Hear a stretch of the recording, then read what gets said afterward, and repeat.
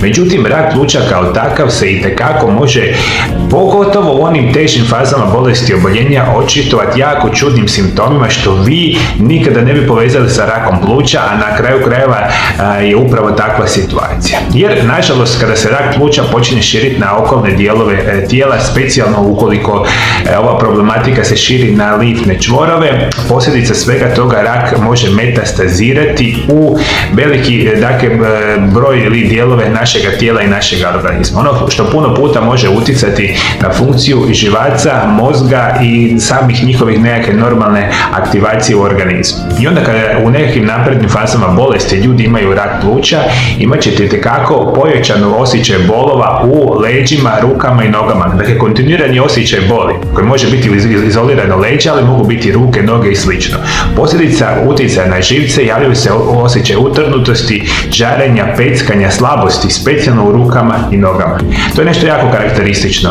Ljudi mogu itekako imati žutilo kože i očiju, odnosno žutica od raka koji se proširio na jetru ili oticanje limfnih čvorova poput onih na vratu ili iznad same ključne kosti, što je jako bitno za reći.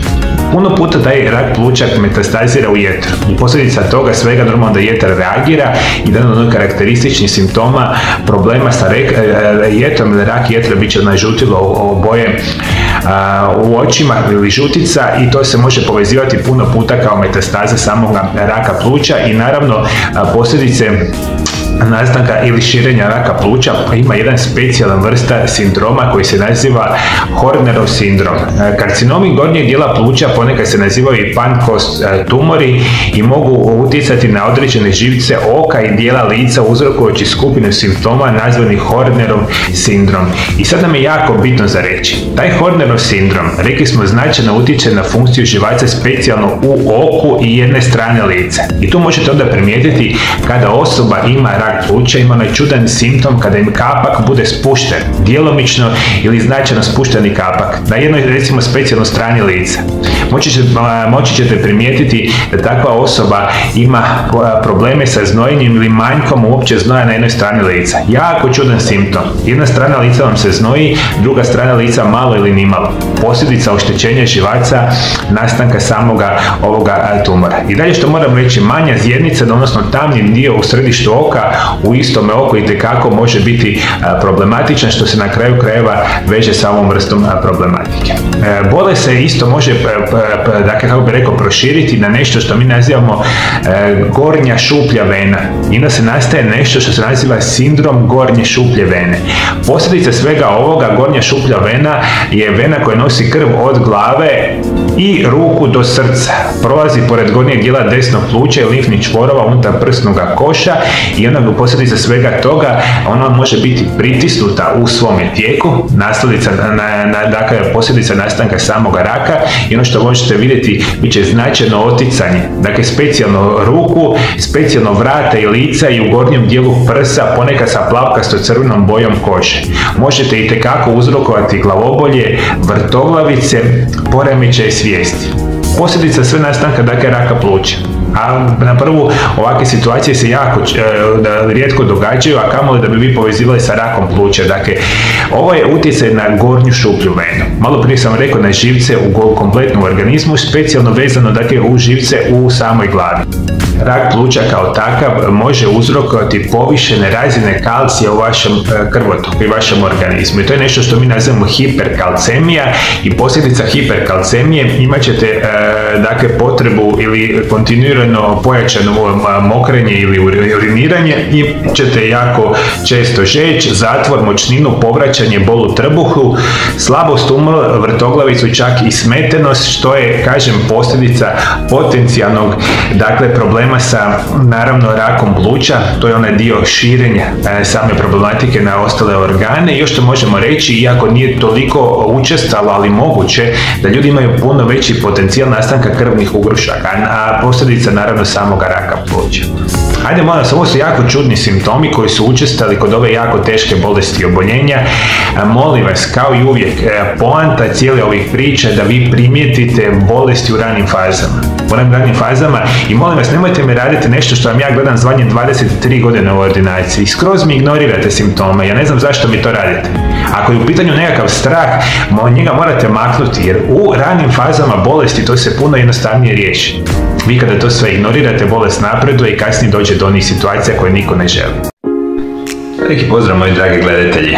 U današnjoj temi ću vam govoriti nešto više o jednom izvanrednom začinu kojeg ste vi vjerojatno puno puta vidjeli, nekad ste ga možda i koristili, a ne znate njegove iznimne zdravstvene blagodati. Danas ću vam govoriti o nečemu što se naziva zvijezdani anis, koji dolazi iz Ilicum verum, vrste zimzelenog stabla podrijetlom iz određenih dijelova Vijetnama i Kine. Stablo proizvodi plod poznat kao zvijezdani anis koji se dodaje kao začin raznim vrstama jela, ali ima nevjerojatne zdravstvene blagodati. Što se tiče samoga ploda, on se bere prije samog sazrevanja i onda kasnije se suši i onda se može koristiti recimo kao prah ili kao oni poznati suhi plodovi zvijezdanog anisa. I mi kada govorimo okus zvijezdanog anisa se često opisuje kao sladak. Smatra se ključnim sastojkom u prahu od 5 začina. Mješavini začina koji se koriste u kineskoj kuhinji, koja uključuje klinčiće, kineski cimet, sjemenke komorača i sečuansku papriku, što je nevjerojatno bitno za reći. I on kao začin se koristi stoljećima, čak bi rekao i tisućama godina, iz kulinarskih, naravno i zdravstvenih svrha i naravno, rekli smo, podrijetlom je iz Bliskog istoka i specijalno iz same Azije. I govorimo zapravo da on u sebi ima određenih vrsta spojeva koji imaju nevjerojatan snažan učinak na naše zdravlje. Prije svega posjeduje jedan spoj koji se naziva linalol, poznat kao prirodni terpenski alkohol koji ima antimikrobna i antiprotupalna zapravo svojstva. Ono što vi isto tako možete očekivati u samom zvijezdanom anisu bit će prilično velika koncentracija vitamina C, što je onako divno za reći. I sam zvjezdani anis ima nešto što se naziva šikimska kiselina. Ne samo da je ovaj spoj čest sastojak mnogih lijekova protiv gripe, već može imati snažna antibakterijska svojstva i postoji nešto što se naziva anetole. To je aromatični spoj koji pomaže u borbu protiv raka, dijabetesa i puno drugih perspektiva. I ono što je recimo isto izvanredno bitno za reći. Mi kada govorimo o zvijezdanom anisu, na tržištu ga vjerojatno možete pronaći u dvije verzije. Jedna je kineski zvijezdani anis, drugi je japanski. Jako vodite računa da uzimate ovaj kineski, jer onaj japanski specijalno može biti izuzetno čak i loš za zdravlje. Dakle, razmišljamo o kineskom zvijezdanom anisu kao da je puno bolja verzija onoga što želite konzumirati. I kada govorimo, anis zapravo ima izuzetno jak i ugodan miris i specifičan slatki okus. Možemo dati da je od davnina poznat kao lijek za želučane probleme i same probavne tegobe. I vi nećete vjerovati, čak i u staroj Grčkoj, pa Hipokrat su spominjali zvijezdani anis u svojoj svakodnevnoj konzumaciji. Vi ukoliko konzumirate zvijezdani anis, možete ga koristiti u formu praha, čajeva, dodataka jelu, značajno poboljšavate funkcioniranje vaše probave i želučanog sustava. Kada uzimate ovaj sami zvijezdani anis, apsolutno se preporučuje kod osoba koje imaju otežano mokrenje, jer potiče rad bubrega i djeluje kao blagi, naravno, diuretik, što je izuzetno bitna perspektiva. Dakle, ukoliko ste u potencijalu da imate probleme sa bubrezima, otežano mokrenje, recimo sami problemi sa infekcijama mokraćnog sustava, vama zvijezdani anis ovdje itekako može pomoći. I kada govorimo o zvijezdanom anisu, izuzetno je dobar za dišne puteve. Poznato je naime da olakšava kašalj i pročišćava dišne puteve, te sama pluća, pa se preporuča kod prehlade, bronhitisa, astme i gripe, što je super perspektiva. Ono što još se zna da zvjezdani anis ima mogućnost zapravo prevladavanja problema sa neplodnošću i potiče čak i seksualni nagon, što djeluje kao prirodni afrodizijak. Vi ukoliko redovito koristite sami anis, nevjerojatno će blagotvorno djelovati na vaše zglobove. Ukoliko imate problema sa artrozama, koljena, kuka, recimo imate bolove u leđima, vama zvjezdani anis ovdje može značajno pomoći. Ova vrsta, dakle, zvjezdanog anisa regulira menstruaciju, pomaže kod menopauze, a posjeduje snažna antimikrobna svojstva, specijalno je dobar za blokiranje problema vezano sa Escherichiom coli, pa drugih vrsta tegoba koji izazivaju proljeve, recimo probleme sa samim plućima i sl. Ono što je isto tako bitno za reći, zvjezdani anis se može koristiti kao prirodni lijek protiv gljivičnih infekcija, recimo infekcija kandidom ili kandidijaze, možete koristiti ovo kao prirodan lijek. I ovi sastojci koji se nalaze u zvjezdanome anisu imaju antikancerogena svojstva, što znači da sprečavaju nastanak raka, što je nevjerojatno bitno za reći. I kada govorimo o ovome, dakle, zvjezdanom anisu, on poboljšava zdravlje našega srca. Prepun snažnih antioksidanasa, zvjezdani anis može pomoći u smanjenju oksidativnog stresa, spriječiti nakupljanje štetnih slobodnih radikala i pomoći poboljšavanje zdravlja samoga srca. Otkriveno je da ekstrakt etanola zvjezdanog anisa pomaže normalizirati promjene u težini, krvnom tlaku, što je super perspektiva. Dakle, ukoliko već imate problema sa srcem, imate problema sa visokim krvnim tlakom, ukoliko želite prevenirati na prirodan način nastanak krvnih ugrušaka, dakle, tu će vam zvjezdani anis pomoći. Radi svojih zdravstvenih blagodati i specifičnih sastojaka djeluje kao sredstvo za sprečavanje samoga dijabetesa, preveniranje nastanka, dakle, rezistencije na inzulin, dijabetesa, super perspektiva. I ono što još, dakle, možemo reći, anis čini zapravo njegov najučinkovitiji dio nešto što se naziva anetol. Anetol je u stvari glavni sastojak eteričnog ulja kojim pripisujemo brojna ljekovita svojstva. U sjemenkama anisa nalaze se vitamini C, vitamini B skupine, ali i elementi u tragovima kao kalcij, željezo, magnezij, mangan, cink i bakar, što je nevjerojatno, dakle, bitno za reći. I vi, rekli smo, možete anis koristiti u čaju, možete koristiti kao, rekli smo, kao dodaci prehrani, kao recimo prah. I zvjezdani anis se čak može koristiti, rekli smo, u formi obloga, ali prije svega trebali bi napraviti čaj od zvjezdanog anisa. On se super jednostavno pravi. Dakle, uzmite usitnjeni zvjezdani anis i morate imati jednu malu žličicu, dakle, zvjezdanog anisa koju ćete staviti u jednu šalicu od 200 ml. U tu samu šalicu dodajte isto tako 200 ml kipuće vode i ostavite nekih 10 do 15 minuta, neka se sastojci iz samog zvjezdanog anisa, dakle, upiju u naravno sami čaj. Nakon toga ćete ga procijediti i već imate pripremljeni čaj koji možete piti, rekao sam, za sve one tegobe. Oblozi se prave tako da se namoči u čaj, recimo, sterilna gaza ili nekakvi, dakle, sterilna, recimo, krpa ili slično, i onda ako imate, recimo, problema sa zglobovima, imate, ne znam, bolno koljeno, bolna leđa, možda bolove u koljenima, čak i za bolove u stomaku, možete, dakle, obloge baze, naravno, čaja od zvjezdanog anisa staviti i ostaviti 10 do 15 minuta i to će vam olakšati tegobe. I još jednom, dakle, napominjem vam, dakle, da postoje dvije verzije, to su kineska i japanska. Japansku, ako uzimate na usta, može čak biti otrovno. Dakle, uzmete kineski zvjezdani anis, konzumirajte u raznim perspektivama, će značajno poboljšati vaše zdravlje. Danas ću, moji dragi gledatelji, pričati o jednom izvanrednom prirodnom lijeku koji značajno može pomoći funkcioniranju vaših pluća i praktično svim onim infekcijama gornjih dišnih puteva. I tu će vam pomoći jedna specijalna biljka koja se naziva piknogenol ili ekstrakt kore francuskog bora. Godine 1535. francuski istraživač po imenu Jacques Cartier našao se vezan za led na rijeci St. Lawrence. Zajedno sa ostatkom posade razvidio je simptome nedostatka vitamina C. Srećom, Indijanci su im rekli o čaju pripremljenom od kore određenog stabla, što je čudesno dovelo do potpunog oporavka. Gotovo 400 godina kasnije, dr. Jacques Maxier iz Francuske naišao je na Cartierove bilješke i počeo istraživati aktivne sastojke iz kore stabla. Kasnije je otkrio protocijaninine iz europskog obalnog bora koji je nazivao piknogenol. Ajme, recite, moji dragi gledatelji, da li ste ikada čuli za ovu biljku? Naravno da niste. Međutim, ovo je još jedan od onih prirodnih i izvanrednih načina značajnog poboljšavanja vašeg zdravlja. Dakle, savršen je za prirodno pomoć funkcioniranju vaših pluća i smanjivanje rizika, ali već ukoliko imate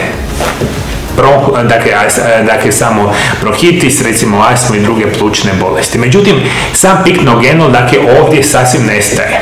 Njegove zdravstvene blagodati uključuju smanjenje oštećenja krvnih žila činjeći proteinske stjenke, kolagen i elastin otpornim na oštećenja. Pomaže održavanju visoke razine vitamina C i E u krvi zbog svojih antioksidativnih učinaka. Inhibira agregaciju trombocida poput aspirina niske doze.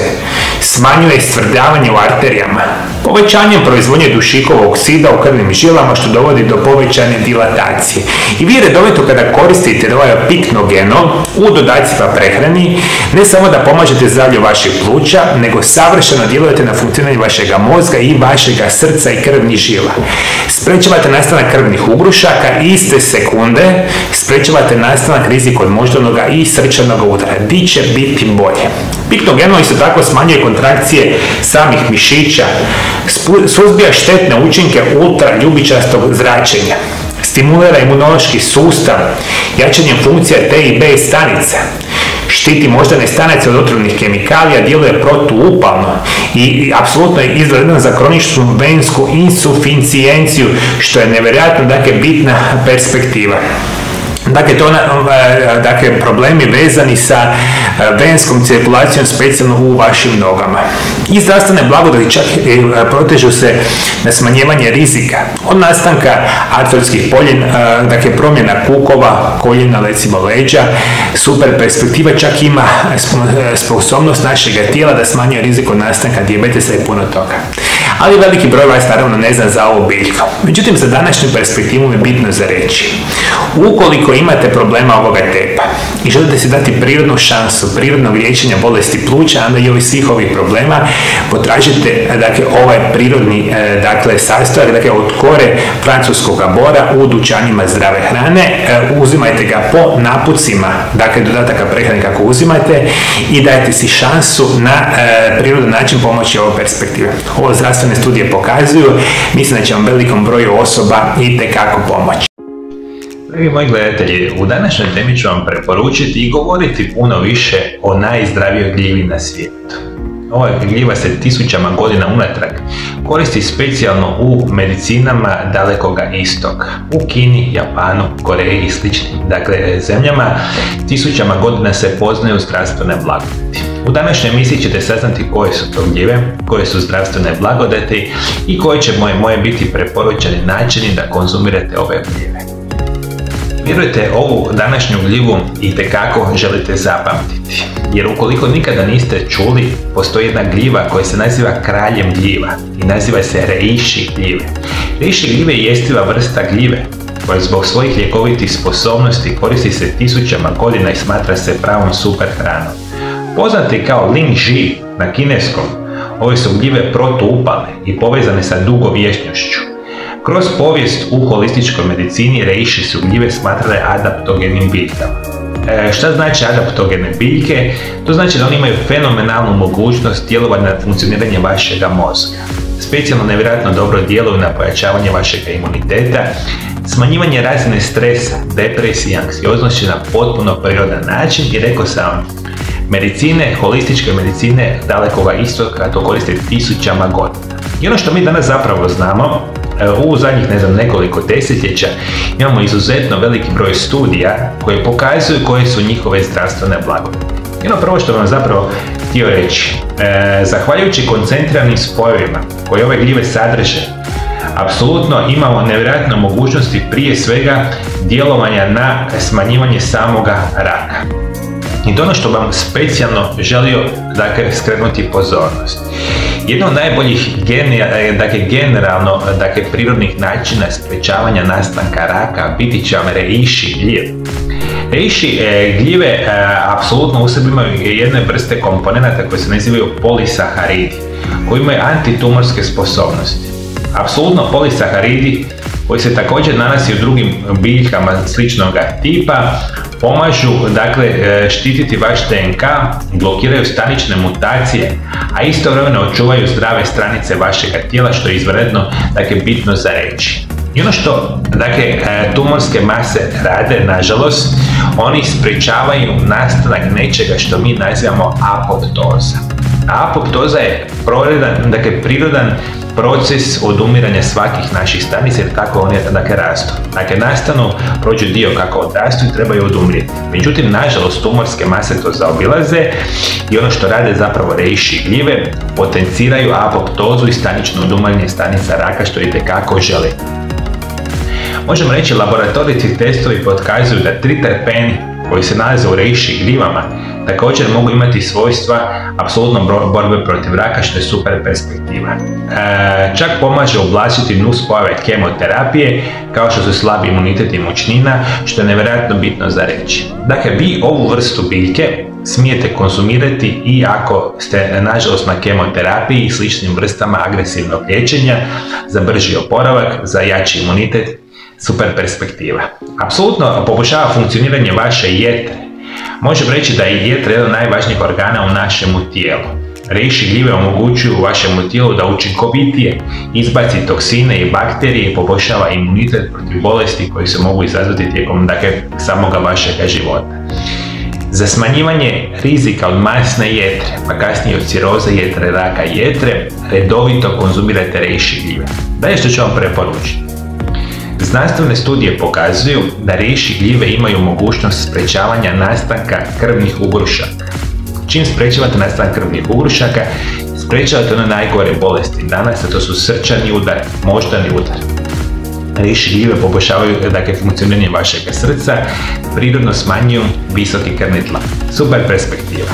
Apsolutno razmišljate da uravnotežuju razine hormona. Apsolutno djeluju kao adaptogeni, oni mogu pomoći vašemu tijelu da se učinkovitije nosi apsolutno sa stresom i regulacija samih hormona.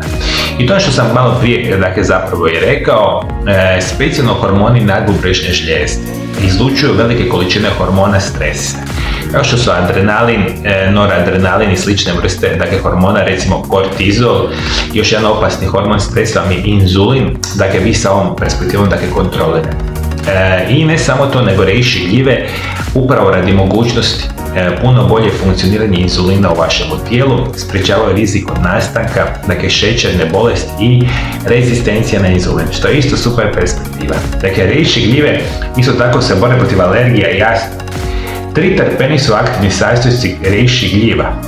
Oni su vrsta gandanijske kiseline koja je povezana sa smanjenjem učinkom zapravo mogućnosti alergija i histaminskih reakcija povezanim sa samim astmom, što mi je super perspektiva. Rješavanje alergija, astme, tu reishi gljive mogu pomoći i još studije pokazuju da reishi gljive imaju nevjerojatnu mogućnost da štite od virusnih infekcija, jer sadrže i antivirusne, čak i antibakterijske i antifugalne tvari, što je super perspektiva. Uništava loše bakterije, virusi, gljivice, super perspektiva. Kako vam još rekao, reishi gljive još imaju more zdravstvenih učinaka na naše tijelo, samo što veliki broj nas nikad za to nismo čuli, niti smo ikad koristili. Vi kada bi njih recimo jeli sirove ili recimo na nekakav sličan način ili recimo kuhanjem, prilično bile neukusne, bile bi gorke, čak i onako žilave i tvrde, i onda će vam biti puno bolja perspektiva da kupite reishi gljive u kapsulama, tabletama, recimo tinkturama ili recimo u prahu vam je super perspektiva. Jer se reishi gljive mogu napraviti na ovaj način i onda konzumirate, rekli smo, i u napicima, recimo prah od reishi gljiva je fenomenalan. Ima okus jako blagog tipa kada je napravljen u samom prahu, u napicima, kuhanju i slično, super perspektiva. Reishi gljiva kupite u dodacima prehrani i svi ove zdravstvene blagodati će biti vama na dohvat ruke.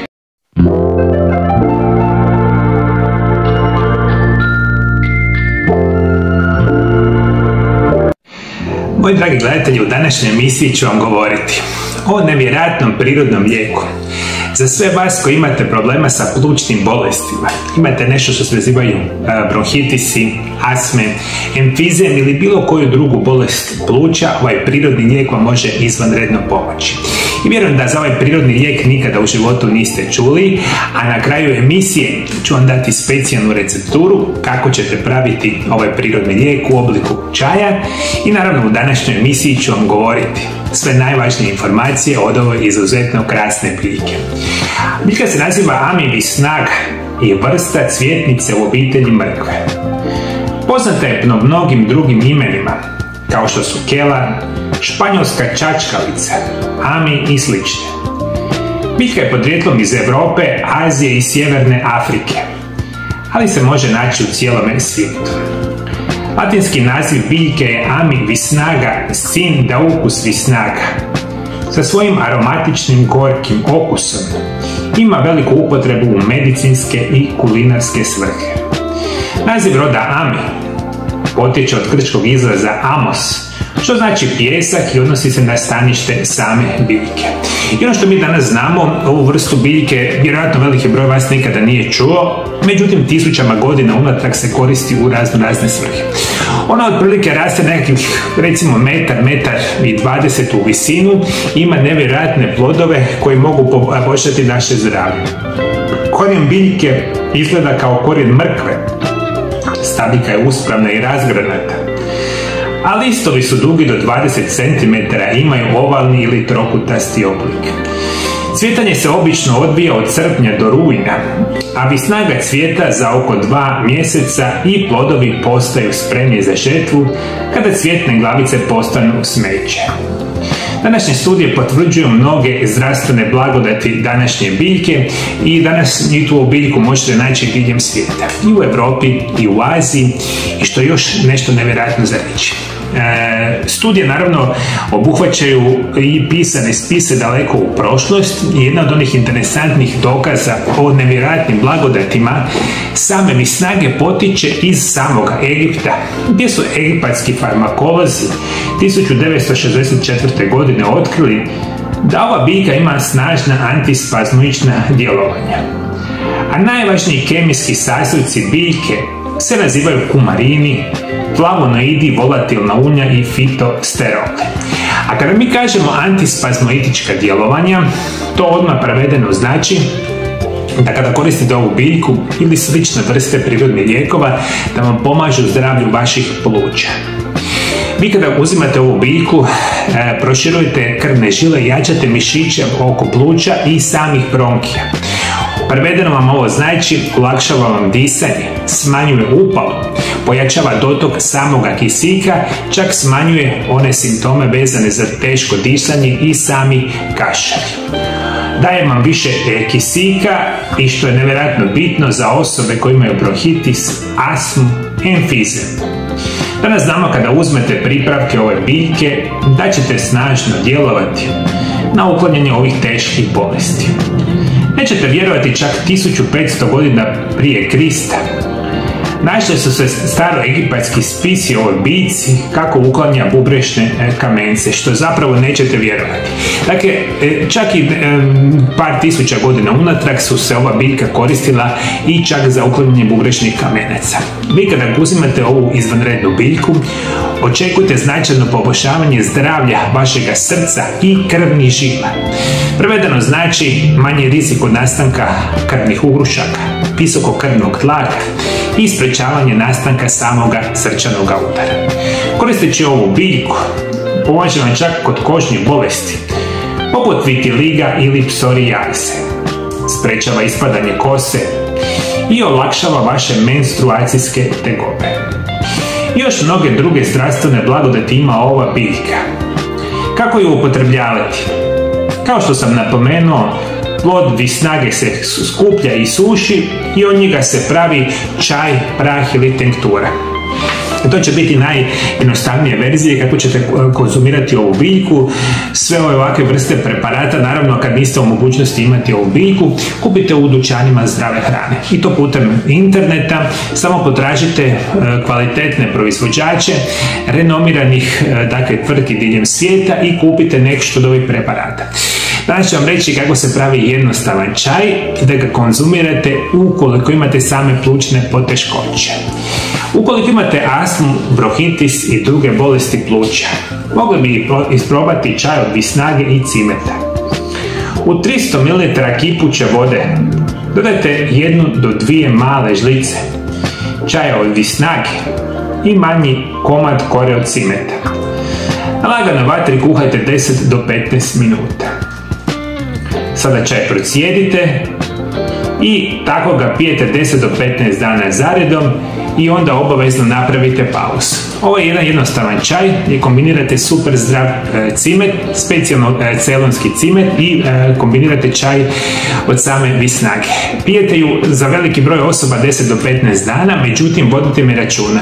Moji dragi gledatelji, vi svi koji pijete velike količine lijekova i sad se liječite od plućnih bolesti, vjerojatno ovu vrstu čaja uopće nećete smjeti piti. Ali specijalno ga nećete piti bez konzultacije sa vašim medicinskim stručnjacima, posebno onima koji su vam prepisali ove silne lijekove koje pijete za bolesna pluća. Jer ne smijete često koristiti lijekove i ove prirodne lijekove, nikako ne sami i nikako bez suradnje sa vašim izabranim medicinskim stručnjacima. Za sve vas koji želite izvanredno zdravo živjeti i koji želite poticati zdravlje pluća, sprečavati veliki broj bolesti, ova vrsta biljke bi vam itekako mogla pomoći. Moji dragi gledatelji, da li vi imate kakav prirodni savjet, kako prirodno i sigurno ukloniti ove teške bolesti, specijalno bolesti pluća i samoga recimo emfizema, upale pluća, čak bronhitisa, astme, pišite, komentirajte dolje ispod video zapisa. Čaj koji ima značajnu mogućnost poboljšavanja funkcije vaših pluća. Svi koji imate problema sa kašljem, iskašljavanjem, bilo koje tegoba vezanih uz naravno sami respiratorni sustav, a specijalno govorimo o plućima, ima jedna nevjerojatna biljka za koju ćete sada prvi puta zapravo i čuti. Danas ću vam preporučiti da mi koristite čaj od nečega što se naziva plućnjak. A plućnjak ili Pulmonaria officinalis ili Pulmonaria herba je trajna zeljasta biljka iz porodice boražinovki. Naziv je dobio po istoimenom organu jer se od antičkog doba koristi kod iskašljavanja, liječenja plućnih bolesti, a u narodu se čak naziva medunika ili lisac ili slična ova vrsta biljke. Dakle, od davnih vremena ova biljka je itekako poznata upravo iz perspektive olakšavanja tegoba vezanih uz same plućne bolesti. Ona čak izgleda u svom sastavu kao pluća i ono sve što ćete mi napraviti, dakle prije svega u specijaliziranim dućanima zdrave prehrane ili putem interneta ćete mi pronaći ovaj čaj, a on se super jednostavno pravi. Sve što trebate uzeti je 200 ml vode i staviti neka voda lijepo prokuha i kada na kraju krajeva voda prokuha, unutra ćete mi dati određenu vrstu, recimo jednu malu žličicu samoga čaja od plućnjaka. Kada napravimo taj čaj od plućnjaka, ostavit ćemo da odstoji 15 do 20 minuta i sve što ćete mi napraviti nakon 15 do 20 minuta, ovakav čaj ćete mi procijediti kroz samo sito, ostaviti neka se malo ohladi i onda za one osobe koje nemaju dijabetes, dakle smijete dodati jednu žličicu meda. Koji imaju dijabetes možete mi konzumirati ovo uz neke od onih prirodnih zaslađivača kao što se nazivaju ksilitol, stevia ili slično. Izuzetno dobra biljka, liječi se zapravo, rekao sam, od davnina, ne samo ono vezano uz klasične bolesti pluća, nego puno puta za ove gornje dišne puteve. Dakle, kašalj, iskašljavanje, čak tuberkuloza, čak ova vrsta biljke je izuzetno povoljna kod gripe, kod promuklosti, teškog disanja, kod pušača i svih ovih vrsta tegoba vezanih uz same plućne bolesti. Međutim, kao i uvijek, prilikom konzumacije bilo kojih ovih novih preparata koji ste možda čuli na mom kanalu, ukoliko imate teže kronične bolesti i oboljenja i pijete velike količine lijekova, morate mi se naravno posavjetovati sa vašim izabranim liječnicima da vidite da li uopće smijete ovo konzumirati. Ono što se zna da osobe koje imaju teži problema sa želucem i probavnim sustavom ovo ne bi smjeli vjerojatno konzumirati. Isto tako osobe koje imaju teže bolesti jetre, bolesti žuče ili žučne kamence, vjerojatno ovakvu vrstu čaja neće smjeti koristiti, ali opet kažem, uvijek se posavjetujte sa svojim izabranim liječnicima, potražite ove iznimne biljke, a danas moja preporuka će vam biti upravo za liječenje bolesti pluća, čaj dakle od samoga pluća. nego što nastavimo sa emisijom, moji dragi gledatelji, želim vam preporučiti moju novu knjigu koja se naziva Čudesni prirodni lijekovi, prvi dio. Je službeno u prodaji na hrvatskom i engleskom jeziku. Knjigu odmah možete kupiti putem web stranice mariolab.hr. U knjizi ćete saznati više o bogatoj povijesti korištenja biljaka u liječenju. Naučit ćete kako uzgajati svoje ljekovite biljke, otkriti kako pravilno koristiti prirodne lijekove, uz savjete o doziranju, mogućim nuspojavama i interakcijama sa lijekovima. Čudesni prirodni lijekovi, prvi dio, idealan je vodič za korištenje prirodnih lijekova u borbi protiv najgorih bolesti modernoga čovjeka.